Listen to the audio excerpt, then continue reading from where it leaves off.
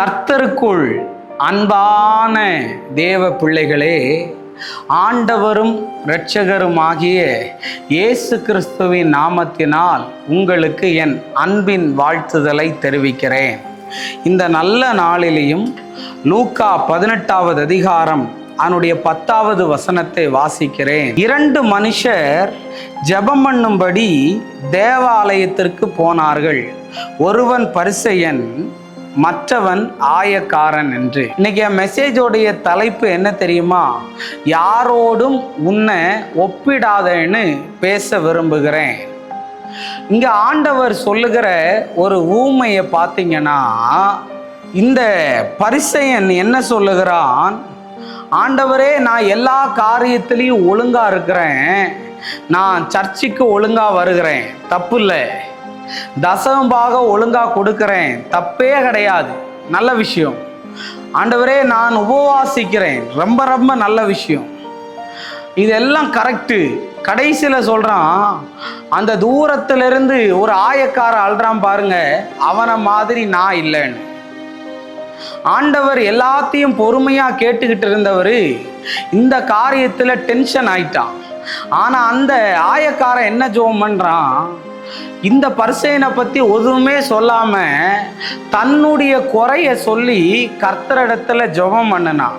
அப்ப ஆண்டவர் என்ன சொன்னாரு? பாவியாகி என்மேல் கிருபையா இருன்னு அவன் ஜெபிச்ச உடனே இவனே அல்ல, அவனே நீதிமானாக்கப்பட்டு வீட்டுக்கு போனான்னு. தேவ பிள்ளைகளே, இன்னைக்கு உனக்கு கர்த்தர் கிருபை தந்திருந்தார்னா அந்த கிருபையை வச்சு நீ முன்னேற பாரு. அந்த ஊழியக்காரனை மாதிரி பாடுறேன், இந்த ஊழியக்காரனை மாதிரி ஆடுறேன், அந்த ஊழியக்காரனை மாதிரி ஊழியம் செய்யணும்னு யாரோடையும் உன்னை ஒப்பிட்டு பார்த்து உன் மதிப்பை நீயே குறைச்சிக்காத. எல்லாருமே பாவி தாங்க இந்த உலகத்துல. நீ பார்க்க வேண்டியவர் யார் தெரியுமா? பாவமே இல்லாத அவரோட கூட உன்னை நீ கனெக்ட் பண்ணி பார்த்தா நீ எவ்வளோ குப்பைன்னு உனக்கு நல்லா தெரியும். அந்த ஊழியத்தில் அவ்வளோ கூட்டம் வருது, உன் ஊழியத்துக்கு ஏன் இவ்வளோ கூட்டம் வர மாட்டுக்கு? நீ ஜெபம் பண்ணா ஆண்டவர் கேட்குறாரா? அவன் ஜெபம் பண்ணா கேட்கலையா? பெரிய ஊழியக்காரன், சின்ன ஊழியக்காரன், வயசில் வேணா வித்தியாசம் இருக்கலாங்க, அவருக்கு முன்பாக எல்லாமே ஒன்று தாங்க. தயவு செஞ்சு சொல்கிறேன், யாரு கூடயும் உங்களை ஒப்பிடாதீங்க. அவன் ஊழியம் வளருதுன்னு பார்த்து உன் ஊழியத்தை கோட்டை விட்டுறாத.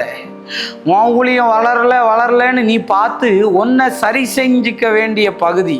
அதனால நீ மற்றவர்களோட கம்பேர் பண்ணாம உன்னை நீயே திருத்திக்க வழி பார்த்தனா கர்த்தரிடத்திலிருந்து ஏதாவது ஒரு கிருபை உனக்கு கிடைச்சி நீ முன்னேறுவ.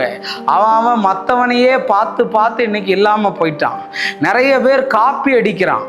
நான் நல்லா குறிச்சு வச்சுக்கோ, ஆண்டவர் எப்பொழுதும் ஜெராக்ஸை உருவாக்குகிறது இல்லை, ஜெராக்ஸை உருவாக்குறது பிசாசு. என் ஆண்டவர் எப்பொழுதுமே ஒரிஜினலை தான் உருவாக்குறாரு. ஒன்ன மாதிரி நீ மட்டும்தான். அவரை மாதிரியே பாடுறாரு, அவரை மாதிரியே அழுறாரு. உனக்கு என்ன வருமோ அதுதான் வரும். அதனால கர்த்தர் உன் அபிஷேகமும் உன் கிருபையும் ஜனங்களை விடுதலை ஆக்கினா போதும். கிதியோனை பார்த்து சொன்னார் பாரு, உனக்கு இருக்கிற இந்த பலத்தோட போ, உனக்கு இருக்கிற பலம் போதும் அவனை ஜெயிக்க. எக்ஸ்ட்ரா அவங்கள சப்போர்ட்டுக்கு இவங்கள சப்போர்ட்டுக்கெல்லாம் கூப்பிடாத. உன்னை அனுப்புனது கர்த்தர்னா அந்த சத்துருவையும் உன் கையில் ஒப்பு கொடுக்க அவருக்கு தெரியுங்க. அதனால இந்த மெசேஜை கேட்டு உணர்வடைங்க, கர்த்தர் பெரிய காரியத்தை செய்வார். ஜெபம் பண்ணுவோமா? அன்பான நல்ல ஆண்டவரே, இந்த நேரத்திற்காக நன்றி சொல்லுகிறேன். ஆண்டவரே, நீர் எங்களோடு பேசின நல்ல தீர்க்க தரிசனமான வார்த்தைகளுக்காக நன்றி. எல்லா தடைகளையும் மாற்றும், சாட்சியாய் நிறுத்தும். இயேசுவின் நாமத்தில் வேண்டுகிறேன் நல்ல பிதாவே, ஆமேன், ஆமேன். God bless you. கர்த்தர் உங்களை ஆசீர்வதிப்பார்.